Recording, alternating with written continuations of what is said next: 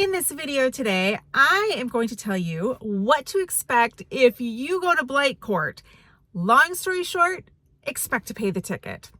I just spent 2 different times within 2 weeks going to Blight Court, and I only heard of one woman getting out of her ticket, and I'll tell you about that. I'm Monique Burns. My husband and I have investment properties in Detroit.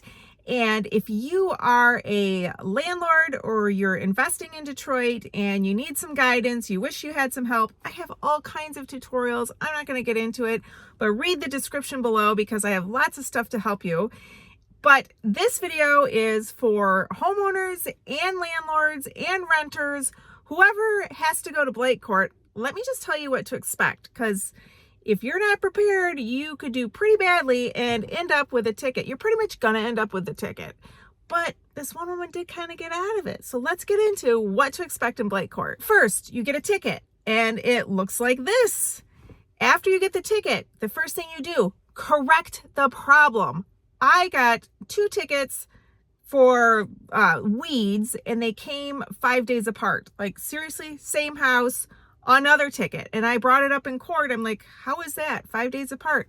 Ma'am, we could give you a ticket every single day if you do not correct it. So as soon as you get the ticket, get out there and correct it so that you do not get the same ticket over and over. And I think it's the neighbor that complains that makes it happen, where you get it over and over. Once you have fixed it, get your photographic evidence. It's worthless if you have none of your own exhibits. If you show up in court and you have no exhibits proving that you fixed it or that it isn't so. And you're going to be required to do a screen share. And my screen share today was quite cringy. I thought I was all ready for it, but apparently I had 50 other screens up and they could see all my other stuff, and I had to make my picture full size. So I wasn't ready for the screen share as much as I thought I was. Clear off your computer so you're not showing the world. Everybody that's in Blight Court is going to see your stuff. Before you go to Blight Court, if you do not know how Zoom works, have someone show you. Go find a YouTube tutorial, basic how to use Zoom, because there's 3 things you're going to need to learn very well before you get on Zoom. 1, you need to know how to unmute yourself fast. 2, you need to know how to turn on your camera or turn off your camera. No one wants to sit there and look up your nose while they're waiting for their own ticket. So just turn off your camera. But when it's your turn in court, you got to know how to, boom, turn it on. Most people did not know how to do that stuff. And it irritated the judge. You don't want to irritate a judge. On the ticket, it says what time is your ticket. Mine was 9 a.m. I was a little bit late. Big mistake. Last time, the ticket last week when I got on, I got there right at 9 a.m. and I got to be person number 5. And I'm like, oh man, who got here before me? I was right at 9 a.m. So some people are a little bit early. Whoever signs on first gets seen first. Today I was like 9:05, stupid. And I was number 10 and I ended up there for an hour and a half waiting for my case. So it depends. Do you want to watch a bunch of other cases first, or do you want to get in and get out of there? There is a person that's like an admin that welcomes you, and they say, who are you? And you say your name and what's your house, and you say your house, and then they change your title so that and they show you on the title on the screen, you can see what number you are. That's how I knew that I was number 10 today. And then I muted myself and I turned off my camera at that point. So then the judge comes on. She waits till the room is full. That was like maybe 9:10. The judge came on. I had 2 different judges, 2 different days. The judge has the beginning part where she says the inspector has to give the preponderance of evidence. She has to prove that it is true that you were in violation. And then the judge swears in the inspector, and the inspector has to raise her right hand. One time somebody raised the wrong hand and the judge had to correct him. So if you don't know your left from your right, get ready. It's your right hand you have to raise, because then you get sworn in. If you were number 1, let's say, then the judge will call you and say, ticket number, blah, blah, blah. And then it's your address and raise your right hand and you get sworn in. The inspector gets to speak first, and it did not go well. The people who interrupted the inspector, you have to sit there, no matter what she says, you're just, wait till the inspector is done. Wait for your turn. Let the judge be the boss of how this all goes. And then you get your turn to speak. And this is when you get to show your photographic evidence. And the judge will rule, and then you have to go pay. So let me tell you some of the situations that happened in court. there was mine. And I am a landlord. And one thing I learned is from now on, I'm going to make my tenants do this, because as a landlord or an owner of the house, and I don't live in the house, I don't get out of the ticket. So there's no point in me spending all these hours going on there to this case, because there's no getting out of the ticket.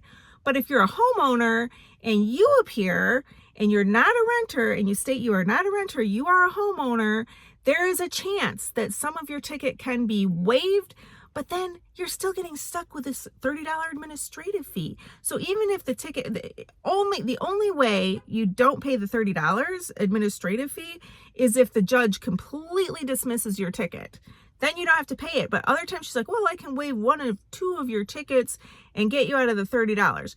So I had twice in a row this ticket for weeds. And the first one I didn't get out of. I had no proof that we didn't have the weeds. I sent someone to get a picture of the yard, and all they got was the front. Turns out the ticket was in the back. And so when the judge in the first case, when the inspector showed the backyard, I said, isn't it like 6 to 8 inches? And I didn't see any weeds along the fence row that were 6 to 8 inches, but the yard was a mess. So I was like, I don't know. I thought, well, good, I'm out of it, because this is wrong. I don't see any weeds growing up in the fence row. I lost. I couldn't do a thing about it because I didn't have any other pictures saying, look there. No, there aren't weeds. So I lost that first one. The second one, I called the tenant. I got my lawn guy out there.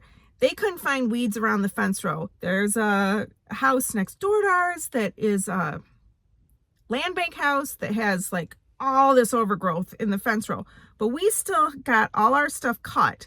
And I made them clean up the backyard, get all the bikes away and all that stuff. And so it was my turn, and the inspector showed the picture and said, no, it's not the side weeds, it's the alley.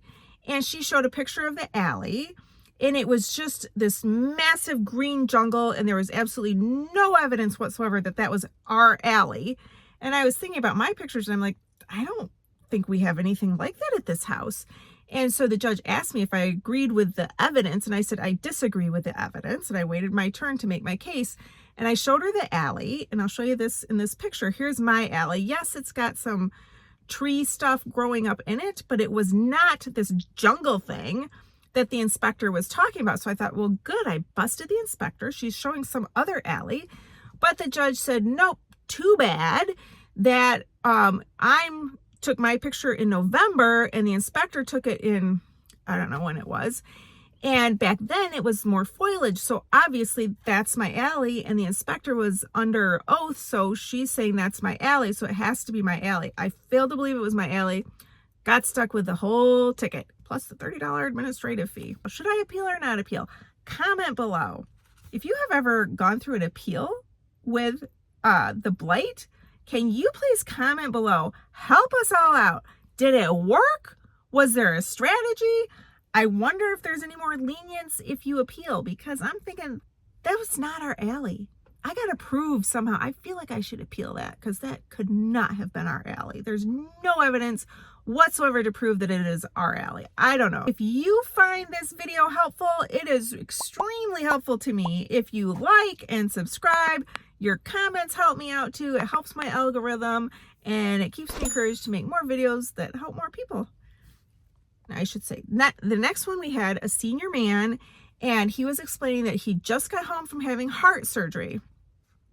And here is a picture of his house, and you can see the junk in the backyard, and you can see the neighbor's weeds coming over, and you can see his little weeds around the house. And he made his case that he's old and he's doing his best, but there's none of that. And this was right when somebody moved out and somebody else was moving in. So they were mid-process, and it's not out on the street. It's right up against his garage. And he got a ticket and had to pay the whole thing. Here's another one. This was another senior citizen woman, and she explained she had problems with her feet, and she keeps trying to trim the neighbor's fence row, but she doesn't have the money to do it, to like take all their stuff down, and she keeps her yard clean, but it's the neighbor's stuff that is coming over. And there was also a complaint that her garbage can was out on the wrong day, and she said she doesn't have anybody that can help her bring it in and out because of her feet problem. And the judge said that, then the inspector couldn't prove what day she took the picture of the garbage can.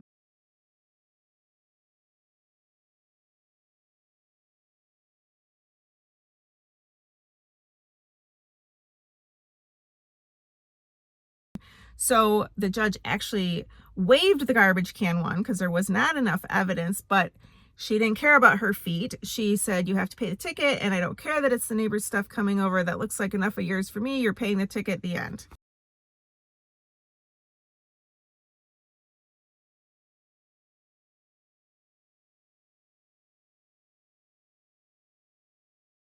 If you look at the front of this house, you can see this one tall weed coming up. And the inspector said, yes, that is a weed. And the homeowner said, are you sure? Because that's where my rose bush is. She's like, okay, am I being ticketed for that one weed? And the inspector said, yes, you are. But then there was this whole big conversation. This is the only one someone got out of the ticket. This whole big conversation about the backyard, and you could see all the mess. And this woman said, I had called DTE because there was a down tree and they needed to come and trim. And since you took that picture, they have come to trim. And the judge asked the inspector, do you have anything closer that shows the downed wire? And the inspector said, no, I do not. All I have is what I see from the street looking back. She did not go back to see if there was a downed wire. That was the only ticket that got waived. That is the only person that did not have to pay the whole thing. So that's what I learned in Blight Court. Hope that helps. Check out all the different tutorials. If you're a landlord, check below at my tutorials. That'll help you get through all the weeds in Detroit, because there are so many and there's so much to learn. And I specialize in Section 8, so there's a lot to learn about that too. So check that out. Thanks for watching.